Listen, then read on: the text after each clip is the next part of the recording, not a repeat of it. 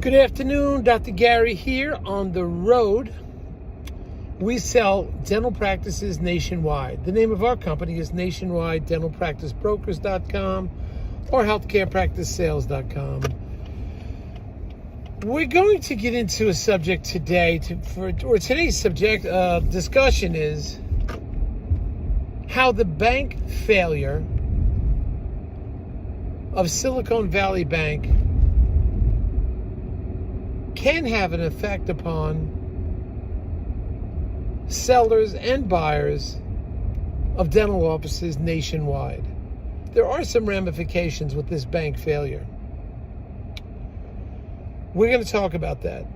So, as you know now, we are in 28 states. We just got back from Texas, picked up a few there. And North Carolina was very good. We got about 3 strong ones down there, plus a specialty one. And I should be leaving soon for, I think it's Nevada. Yeah, I think Nevada. We'll pick up a few out there too. So we're always expanding. Anyway, that's where we are. We're in 28 states, always picking up new ones. We try to travel every other month to go visit a state. Every practice we visit, every practice we sell, we try to visit beforehand so we can meet the doctor, see the facility, see the surrounding area, the traffic, the parking, surrounding stores. Are there any empty stores in there? It's something that is, it's important. We do that all the time.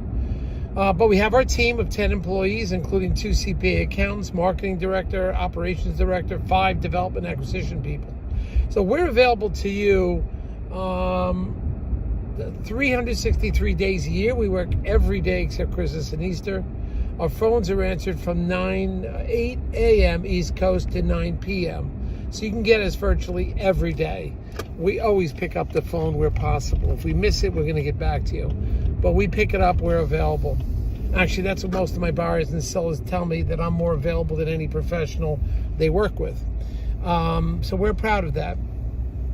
Now, all the information you're about to hear is for entertainment purposes. It is not legal or business advice. Everything we say is only our opinion. So please be aware of that.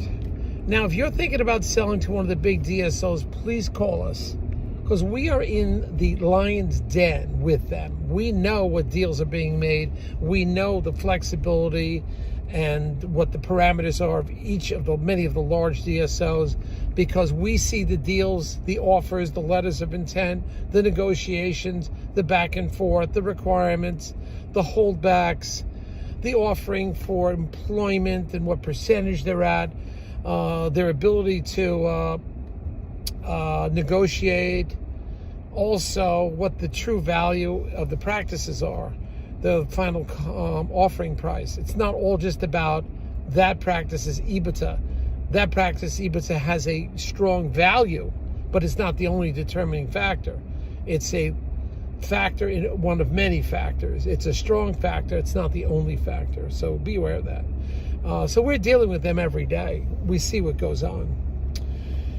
Often the ones we work with one of the largest ones in the country. We don't have strategic partners. Rather, we switch and change to whoever we think is best for that doctor, seller at that time.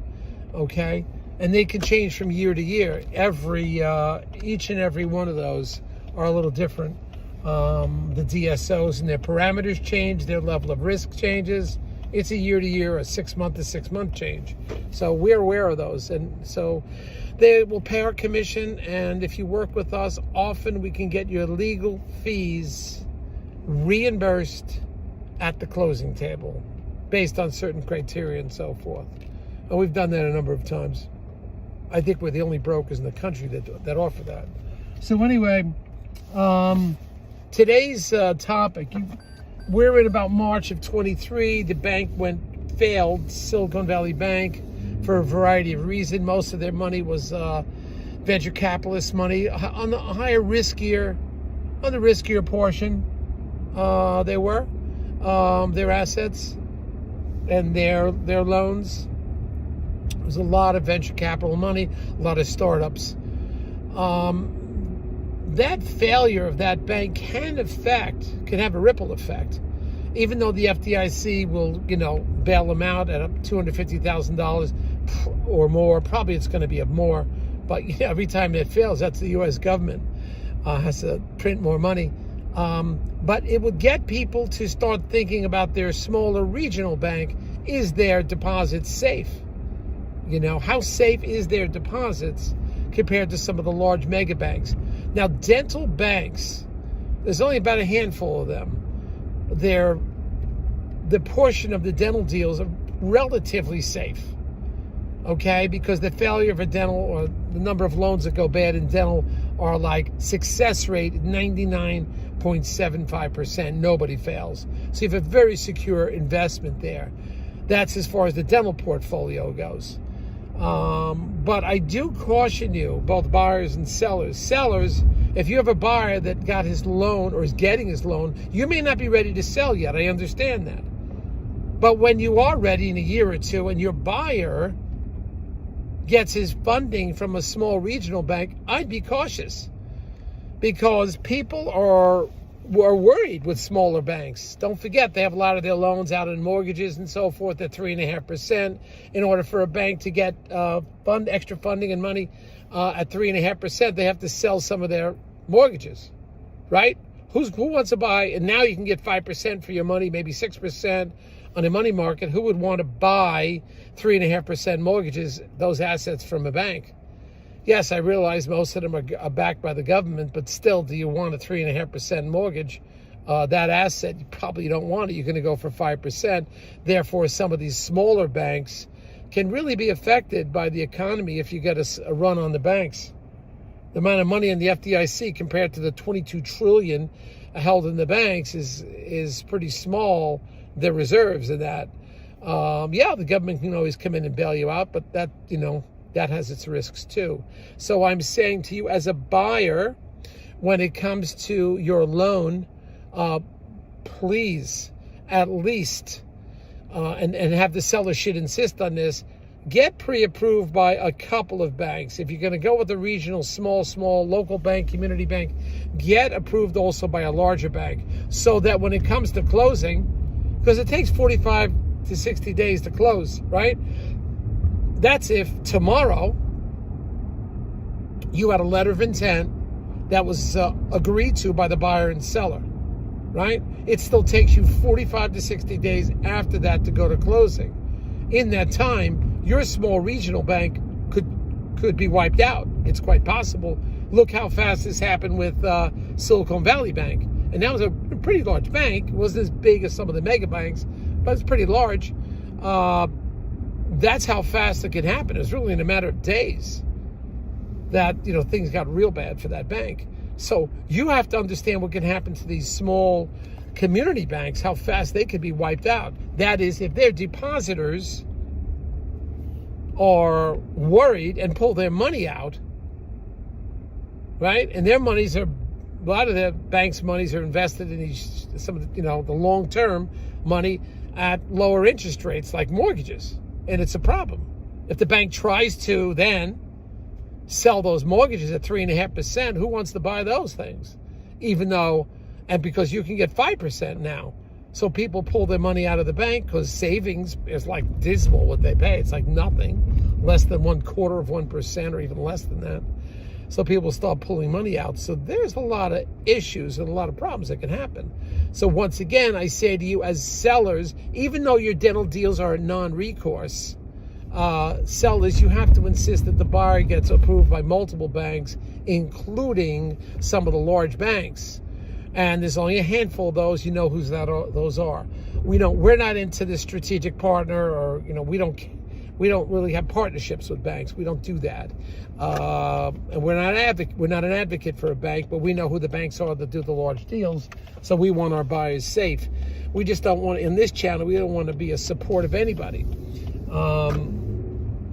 But we say to you that this is an important thing for you to take into consideration. Now, while we're on this subject, we've been talking about the interest rates will be going up. I don't care who says what or whatever. They're going up.